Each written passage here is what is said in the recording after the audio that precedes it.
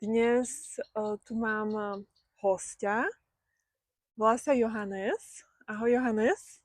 Ahoj Lenka. Ďakujem veľmi pekne, že si súhlasil a prišiel si tu a chceš so mnou urobiť tento rozhovor. Ďakujem. Ďakujem ti, veľmi ma teší. Áno. A Johannes, ty si z Nemecka, že? Práve. Mhm. Ale hovoríš po slovensky. Trošku.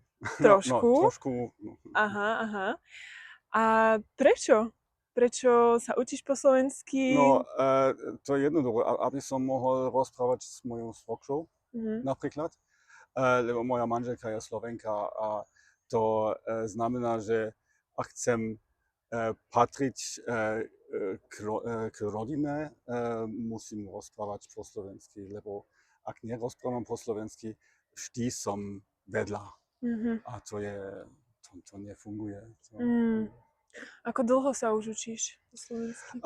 No to je ťažké, to sa nedá naozaj povedať, lebo nie som začínal, ale to seriózne plánoval som pred 6 rokmi, ale tam tedy bol pandémia. Nemohol som prísť do Bratislavy Mhm. a naozaj vážne sa učiť. Preto pred 3 rokmi som prišiel do Bratislavy na 3 mesiaci a som sa sústredil učiť sa po slovensky. Mhm. A teraz tento rok zase 3 mesiaci a tie 3 mesiaci už sú Na konci. na konci. Na konci. To posledná týždeň.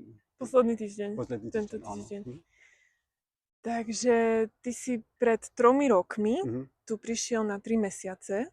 Hej. Áno. A išiel si na nejaký kurz, alebo... Áno, to bol intenzívny kurz. Intenzívny kurz. A tento rok tiež konverzačný kurz. Intenzívny kurz aj konverzačný kurz. Lebo teraz mám ten konverzačný úroveň a to pomôže.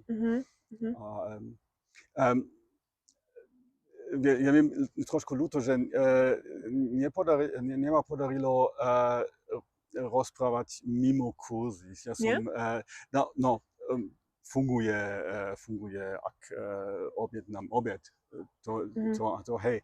Ale dúfal som, že budem našiť nejaké skupiny, nerdové skupiny, ktoré sa venuje zaujímavým vecom a to nie také podarilo. Ja jedenkrát som prišiel na stretnutie jeden Reddit Slovakia. Reddit?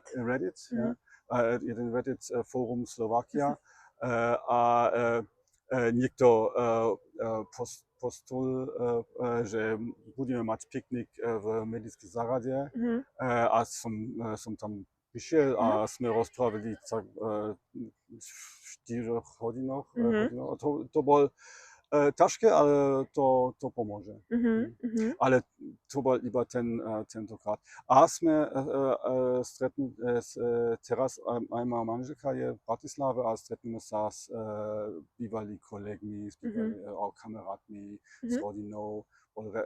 Rodinné stretnutie a to veľmi pomôže, lebo teraz mám ten úroveň, že najdôležité je prax. Môžeš trénovať, rozprávať, počúvať a tak ďalej. Dobre. Ešte sa chcem opýtať na tvoju prácu. Čo robíš? Ja pracujem, ja som materiálinžinier. To je niečo cudné. Ja viem o oceľoch a pracujem pre firmu Bosch v Nemecku v centre výskum a výskumné centrum? výskumné centrum a Mhm. je zaujímavé práca, ale nemá nič spolu s jazykmi. Mhm. Je programovaním jazykmi, Mhm. hej, ale no, Mhm. rozprávame veľa po anglicky, ale to je Mhm. všetko. A ty vieš viac cudzích jazykov, že? Áno, viem, no, v škole sa učil francúzsky, Mhm. no, lebo rodil som v Saarbrücken, ne? Saarbrücken to je v západ Nemecko, Mhm. a to je um, priamo pri hranice, ako Bratislava je pri hranice S s Rakúskom. Rakúskom. A ľudia idú do Francúzsku nakúpiť, Mhm. lebo vo Francúzsku sú iní potraviny. Aha. A sú iní síry, sú Mhm. iný rýb, lebo Iné ryby? iní ryby. Mhm. Majú ryby Mhm. Atlantiky, a v Nemecku máš ryby Mm. z Severní more. Aha, A, aha. a tak ľudia idú Áno, bicyklom vo áno, Francúzsku. áno, rozumiem. A lebo francúzska je, francúzsky jazyk je, môžeš cítiť ten región, tie regióny. Ako to myslíš, že môžeš cítiť ten región? No, sú všetci tabulky, sú v jazyky, sú vo dvoch jazykoch. Mhm. A v autobuse Aha, tak rozprávajú myslíš. také. Tu v Bratislave je po slovensky a po anglicky, a Mhm. v Saarbrücken je po francúzsky a po nemecky. Mhm. Mhm. Mhm. Zaujímavé. Uh, ja som bola v Štrasburgu Aha, a tam to áno, tiež tak to bolo. áno, hej, hej. A že tam bolo aj po francúzsky, aj po nemecky. Ľudia rozprávali aj po Mm. francúzsky, aj po nemecky. A veľa ľudí, áno. No, je to vo Francúzsku, ale je tam ten nemecký Mm. vplyv. Takže áno, viem. Áno. No aj bol tak, že moja rodina je do, mám rodinu v Anglicku, vo Mhm. Francúzsku, v Belgicku, a Mhm. moja mama rozprávajú po francúzsku, po angličku, môj otec po angličku, moja stará mama po angličku, Mhm. Po a tak anglicky. ďalej. Moja dieťa po taliansku, po Dieťa? francúzsku, tieta, Tieta. to Mhm. sestra, moja matkin sestra, Aha, matkina áno. sestra. Áno, áno. Tieta to je, čo? Tieta. Tieta. Mhm. A pre mňa bol to no, samozrejme, že dospelí rozprávajú Mhm. po viacerých jazyky. Aha. A teraz vždy mal som záujem o jazykoch. Mhm. Nie vždy som súhlasil, ako naučili jazyky Metódu? vo Mhm. škole, lebo to bol gramatika, a Mhm. to je zaujímavé, ale nebolo to také prakticky. Mhm. A keď som bol teenager, som sa učil po švédsky, Mhm. lebo mal som záujem o švédskou, Kultúru alebo Švédsko? po šve, Mal si záujem o Švédsko? Švédsko, Mhm. lebo som sníval o prírode, a som prišiel s kamarátmi po Švédsko, mali sme, sme išli na túru Mhm. s ruksakom a stane, a Mhm. preto som sa učil po švédsku. Mhm. A potom som začal študovať Mhm. Inžinierstvo? inžiniersko. Mhm. A tam univerzita v Saarbrückene mal tú ponuku Erasmus, Mhm. a spoluprácu medzi univerzitou v Saarbrücken, vysokou v Nancy vo Francúzsku, vysokou v Švédsku, v Luleå, severy Švédsko Mhm. a vysoko v Barcelone. Mhm. A tam som bol 1,5 roky vo Francúzsku a tam som sa učil, naozaj sa učil po francúzsku, lebo študovali sme po francúzsku. Mhm. Takže ty vieš po francúzsky, po nemecky, po švédsky, Áno. po slovensky, Hej. po anglicky. Hej. Ešte vieš nejaký iný jazyk? Esperanto. Ešte esperanto. Esperanto. To je, Povieš ale nám to, niečo viac o tom? nie, to je všetko. Som trošku pozeral Fínsko a Litovsko, ale nie sa učil. Nemôžem rozprávať dve vety, ale to je všetko. Som študoval vo Francúzsku a potom som študoval vo Švédsku. A vo Švédsku bolo to zaujímavé, lebo som používal 4 jazyky. Moje 4 jazyky boli Nemecko, Anglicko, to je študovali sme angličtinu, bolo švédčinu a francúzštinu. A to bolo zaujímavé, lebo všetky jazyky mi dali prístup na komunitu. Lebo mal som prístup na nemecká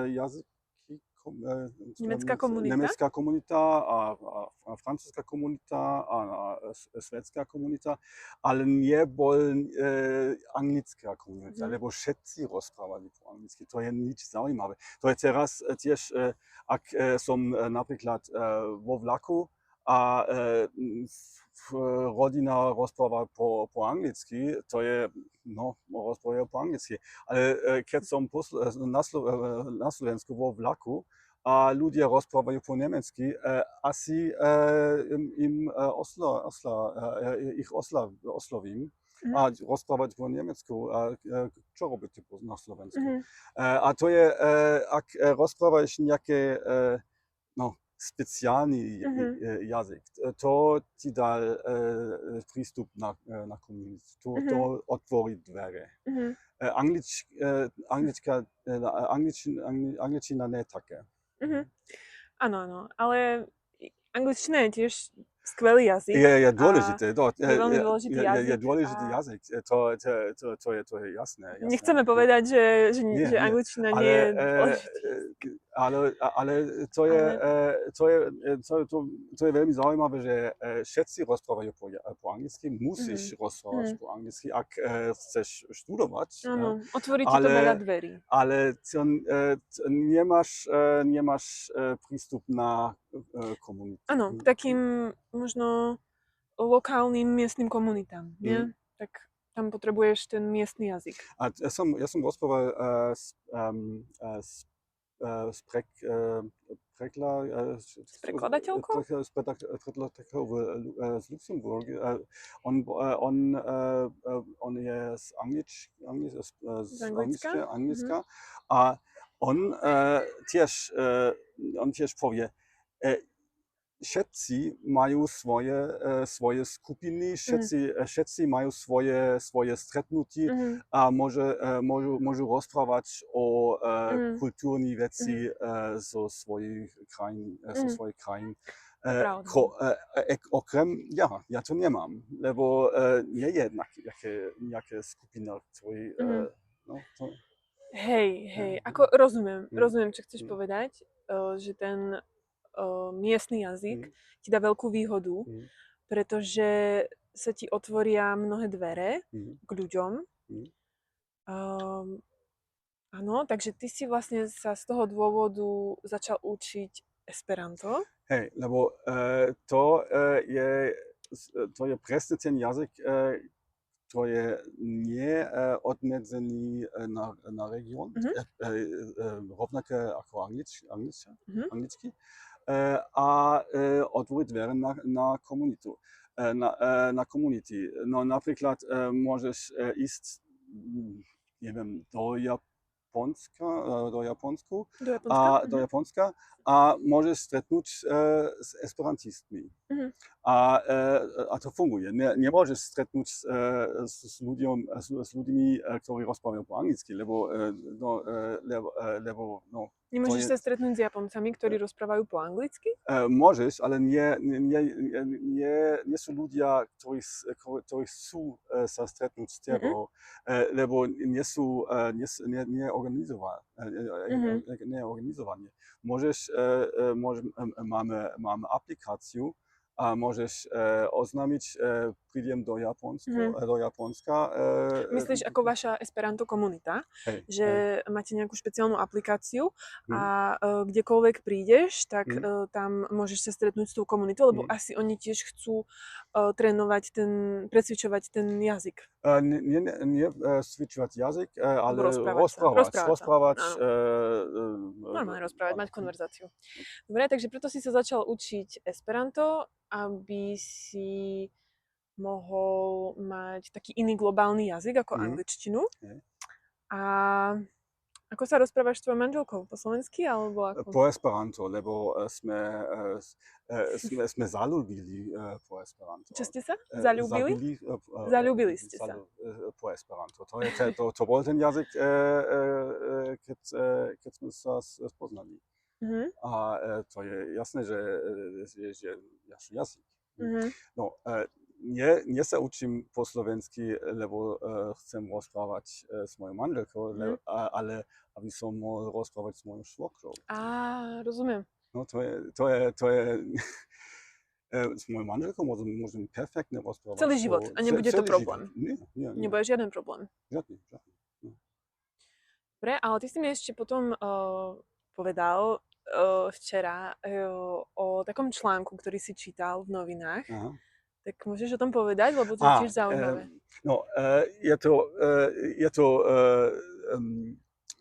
Je to viaceré aspekty. Jeden aspekt je ten, že to medzi esperantistmi máme ten pojem lingva justeco. To môžeme prekladať na Slovensku po slovensky jazykový spravodlivosť. A to znamená, keď diskutujeme, a keď sa hádame, keď sa rozprávame o emóciách s manželkou, o emóciách, už je ťažké vyjadriť emócii po materský jazyk. A je ťažšie po cudzí jazyk. A keď jeden rozpráva materský jazyk a iný partner rozpráva po cudzí jazyk, to nie je fér. To nie je fér. To sa volá, voláme jazykový spravodlivosť. A to je ten aspekt, je tiež ten aspekt, ten politický aspekt do jazykovej spravodlivosti. Ak mám problém s policajtmi, mám právo na prekladateľa. No, to je jazyková spravodlivosť. V vztahích je to dôležité, že máme vztahy je to dôležité, že máme nejaké jazykové spravodlivosť. To je jedna vec, že máme ten fair spôsob komunikácie. A druhý aspekt je, preto rozprávame po Esperanto a nie po nemecka. Napríklad ona vie dobre po nemecky a ja viem viac čoraz po slovensky, ale napriek tomu rozprávame po Esperanto. A druhý aspekt je, že materský jazyk je dôležitý aspekt svojej identity. A to musím poznať. Nemôžem nie môžem celkom ucelenie poznať s mojou partnerku, ak nie rozumiem jej materský Jazyku. jazyku a materskému jazyku. A preto že je dôležité, že aj keď normálne nerozprávame po slovensky, môžeme rozprávať po slovensky. Ak rozpráva po slovensky, ja rozumiem, rozumiem. A to je dôležité. A ten tretí aspekt je, že chcel patriť k rodine. A to bol ten článok, ktorý Spomínali sme. To bola žena z Ruska a býva v Nemecku s manželom, ktorý nerozumie po rusky. A to je nefér, to je nepríjemné. Nepríjemné, lebo ona povie, ja počujem písenie a ja pozerám filmy, ja čítam knihy, ktoré sú pre mňa dôležité a on ich môže rozumieť rovnako. Áno, a tam bola taká jedna veta, ktorá bola taká silná, že ona povedala, že vlastne on nikdy ju nebude poznať úplne. Presne. Vlastne to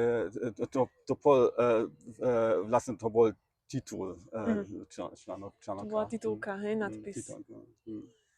Áno, tak to je silné. Pozriem sa len na čas. Dobre.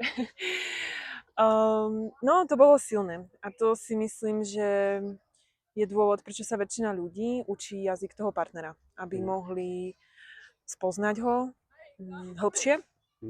A ten druhý dôvod je samozrejme, aby mohli rozprávať s rodinou, ktorá nerozpráva inak, iba tým jazykom. A to je tiež zaujímavé, lebo moja manželka má brata a on rozpráva po nemecky, po anglicky.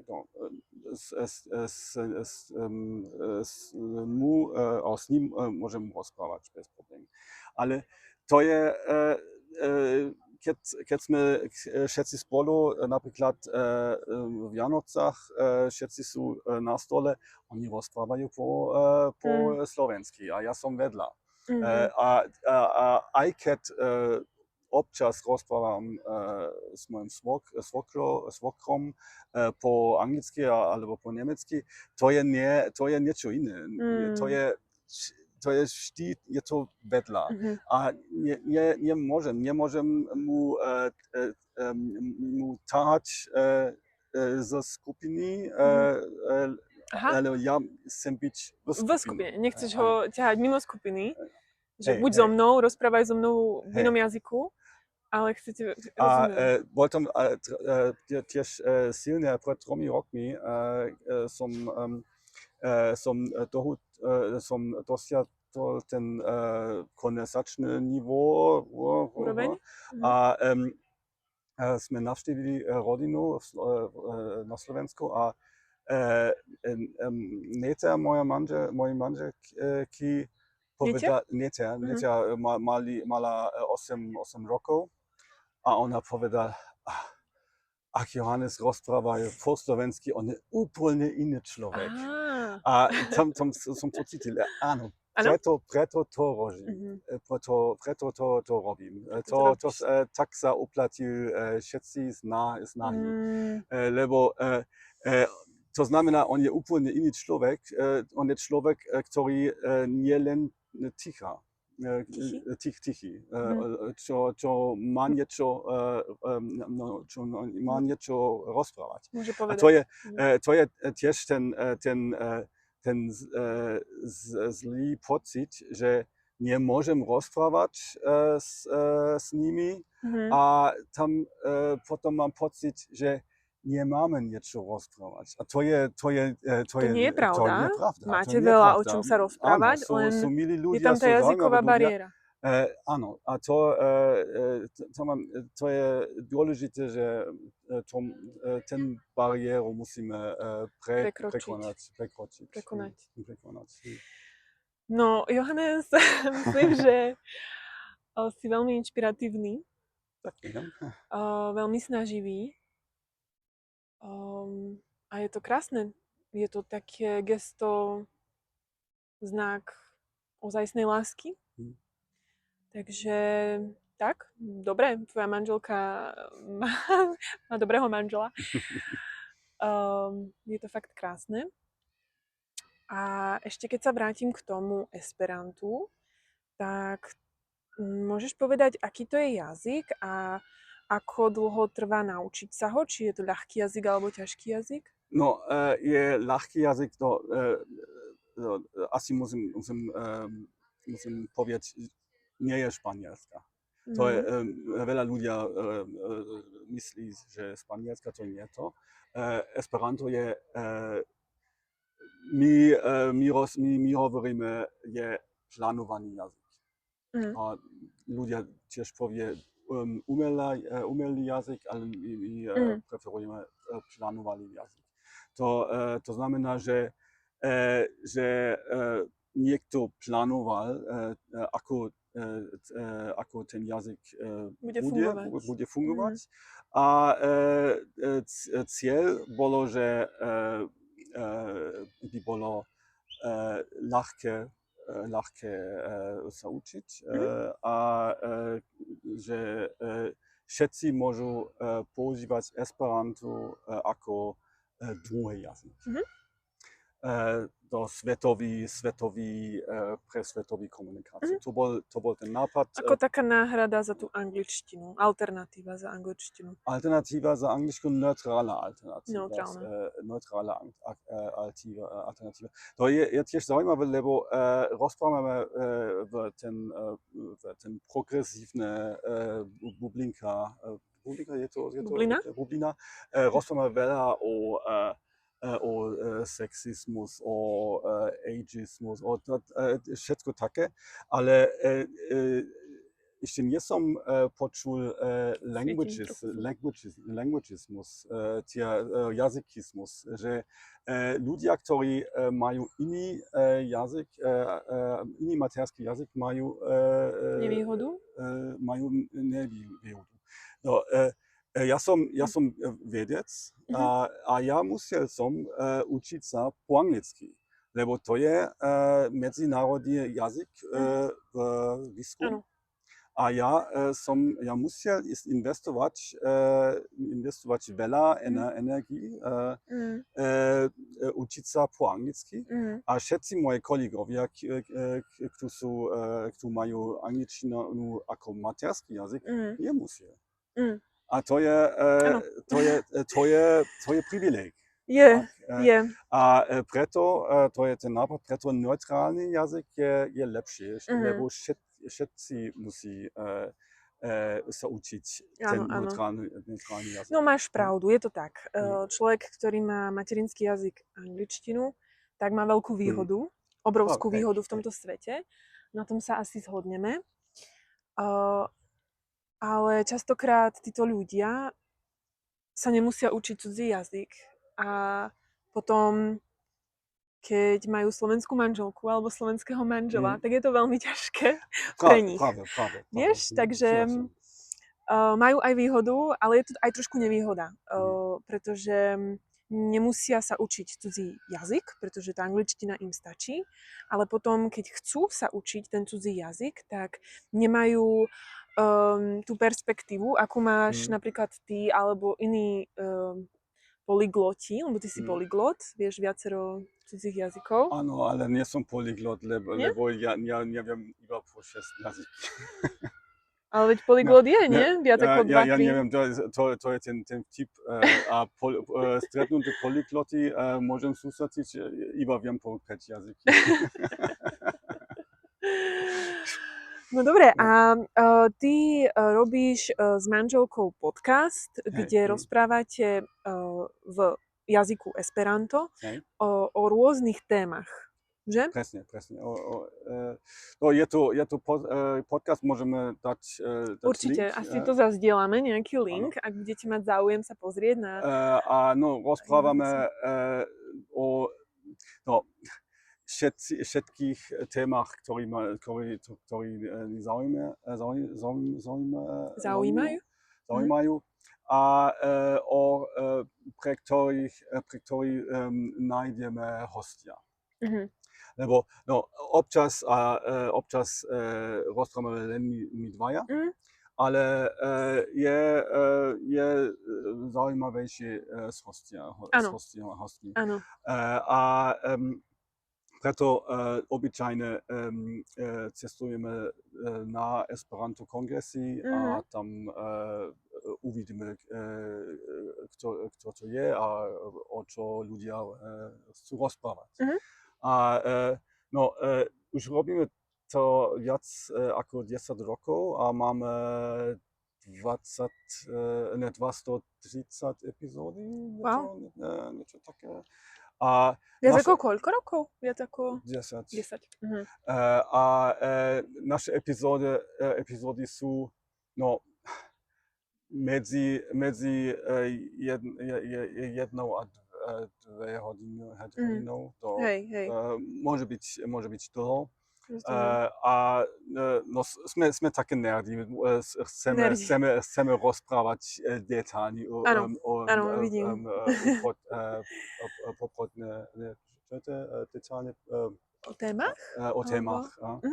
A až nevieme, čo hovoriť. Vidím, že ty nemáš problém s tým, čo hovoriť, že samozrejme vieš hovoriť pekne.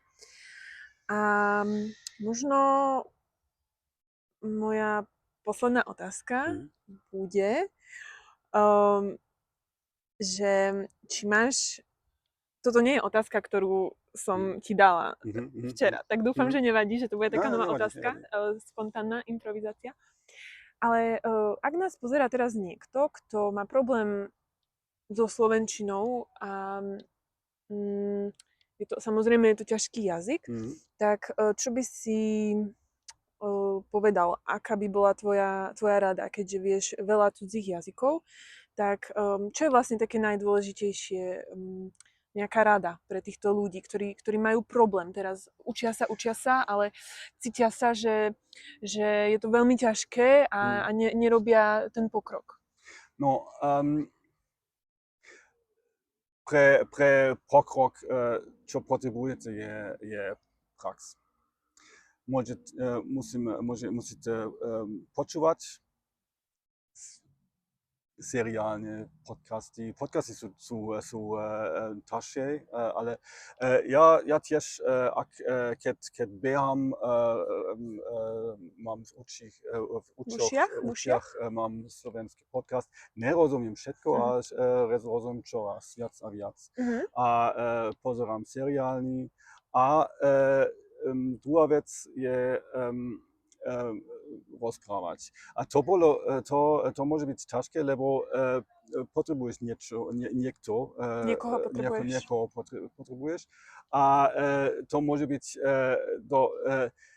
veľa ľudia má problémy rozprávať s cudzými ľuďmi. A je aj ťažšie s cudzým jazykom. A čo ja som robil, to bol vtipný príbeh, lebo ty si tiež opýtal, čo bojíš, ak rozprávaš po slovensky, čo bojíš chyby. Či sa bojíš robiť chyby? Ja sa bojím zrazu nemám slov. Že zrazu nerozumiem slov a že zrazu chýba mi slov. A že zrazu mám pocit, nerozumeli mňa, ako viem vyjadriť. A Ja mám vtipný príbeh. Ja som bol v reštaurácii, v ten food court, v obchodní centre a ja som objednal vybraný sír s hranolkami. Vypražaný sír s hranolkami. Hej. A predávačka opýtala s omáčkou a ja omáčkou? Čo? Omáčka? To nepoznám, panika. Čo mám robiť? A ja som jednoducho som opýtal, prepáčte, omáčka? Čo je to? Čo je to omáčka? A ona také rýchle rozpráva po slovensky a nevie, čo je omáčka. A tatársky omáčka. Hej, rozumiem. S tatársky s omáčkou, prosím. A obidvaja sme trošku usmieli a to bol tipná situácia a bol aj tak môžete to vyriešiť. Jednoduché opýtať o jazyku, ako rozprávať s niekým. A napríklad v kaviarni ja objednám flat white a ja opýtam, prepáčte, hovoríte jeden flat white alebo jedno flat white? Pýtaš sa ich na gramatiku? Hej. Aha. A oni prvýkrát var to, myslím si je jeden flat white. Lebo zaskočil si ich, lebo oni si možno mysleli, že ty si zo Slovenska a že sa ich pýtaš takú absurdnú otázku, vieš, tak veľmi vtipná situácia. Aha. No tak to je skvelá rada. Myslím si, že na záver je to naozaj taká rada, ktorú môže každý aplikovať. Takže nebať sa robiť chyby, a pretože aj keď človek urobí chybu, tak sa môže na tom zasmiať. Humor je veľmi dôležitý a potom je z toho vynikajúci zážitok, spomienka na celý život a takto si aj najlepšie zapamätáme. Vlastne, kde sme urobili chybu. Ty už navždy budeš vedieť, že omáčka je Áno, to som nezabudol, čo je omáčka. takže tak. No dobre, veľmi, veľmi pekne ti ďakujem, Johannes, že si našiel dnes čas a prajem ti veľa šťastia s tvojou cestou, so slovenčinou, aj s esperantom. Ďakujem. A ďakujeme veľmi pekne.